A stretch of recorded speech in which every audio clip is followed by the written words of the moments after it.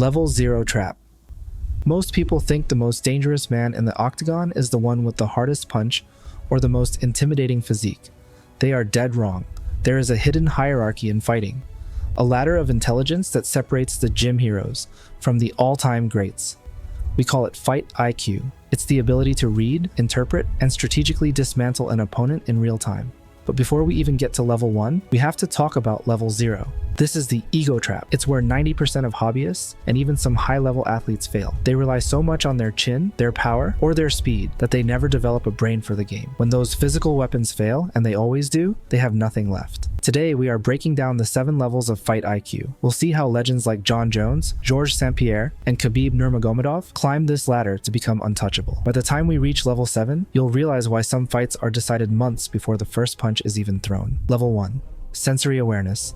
Level 1 is the basement. At this stage, a fighter is simply trying to keep their eyes open. When a beginner steps into the ring for their first hard sparring session, they experience information overload. The brain is flooded with data. The smell of the mat, the sound of the crowd, the blur of a glove coming at their face. At level 1, fight IQ is purely about sensory processing. A level 1 fighter can differentiate between a real threat and harmless movement. They aren't flinching at every twitch anymore. They've moved past the blink reflex. Think back to early UFC events. You'd see incredible athletes from other sports freeze the moment they got hit. Their technical recall vanished because their level 1 awareness was overwhelmed. To move past this, you don't need more technique. You need stress inoculation. You need to make the chaos of a fight feel like a slow Monday morning. Level 2, technical recall. This is the stage where the thousands of repetitions you did on the heavy bag finally show up in a live fight. You see a low kick coming, you don't just feel pain, your brain triggers the check response. The problem, level 2 is linear. It's if-then logic. If he jabs, then I slip. If he shoots, then I sprawl. The issue is that level 2 fighters are still thinking. There is a micro delay between the stimulus and the response. In a sport where a knockout happens in 0.2 seconds, thinking is often too slow. This is why level 2 fighters often look great in drills but stiff in fights. They are fighting from a textbook, not from instinct. Level 3, pattern recognition.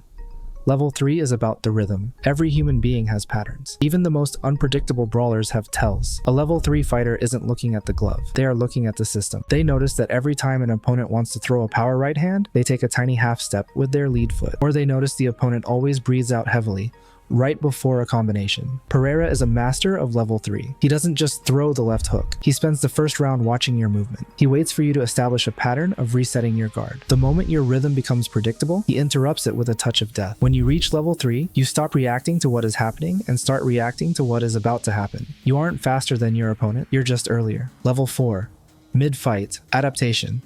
Level 4, fight IQ is the ability to throw the game plan in the trash and build a new one while someone is trying to take your head off. Most fighters have a plan A. If plan A fails, they panic. A level 4 fighter sees a failed plan A as data. Imagine you're a wrestler, but your opponent has an impenetrable sprawl. A level 2 fighter keeps shooting until they gas out. A level 4 fighter realizes, okay, the legs are off limits, but his hips are so heavy that his head is stationary. They immediately switch to an uppercut heavy boxing approach. A real example is the fight between Volkanovski and Islam. Volkanovski entered that fight as a massive underdog. When he realized Islam's grappling was as dangerous as advertised, he didn't just try to wrestle back. He adapted his footwork to a sprinter's stance, making it impossible for Islam to secure the hips. That mid-fight shift turned a potential blowout into one of the most competitive fights in history. Level 5, strategic manipulation.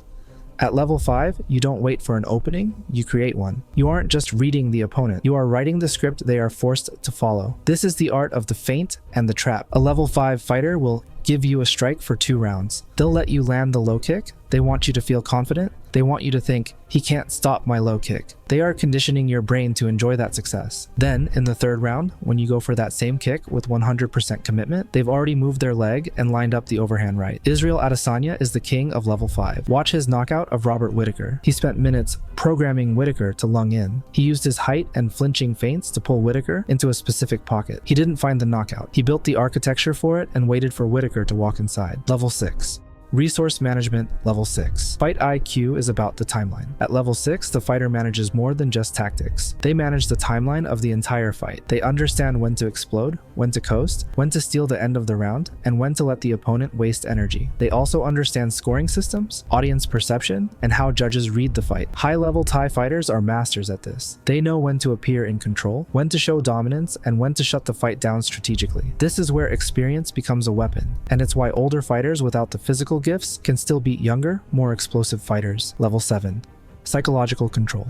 Level 7 isn't about the body, it's about the soul. At this level, the fight is a formality. The opponent has already accepted their defeat. Level 7 fighters don't just beat you, they make you realize that winning is impossible. They take away your hope. It's the Khabib effect. When KhabibNurmagomedov took people down, it wasn't just the physical weight, it was the talking. He would tell his opponents, "You have to give up. I have to fight for title." He was dismantling their mental resolve. A level 7 fighter wins the fight without ever needing to go to war. They move with a calmness that is terrifying. They are the inescapable force. When you fight a level 7, you aren't fighting a man, you're fighting an inevitable outcome.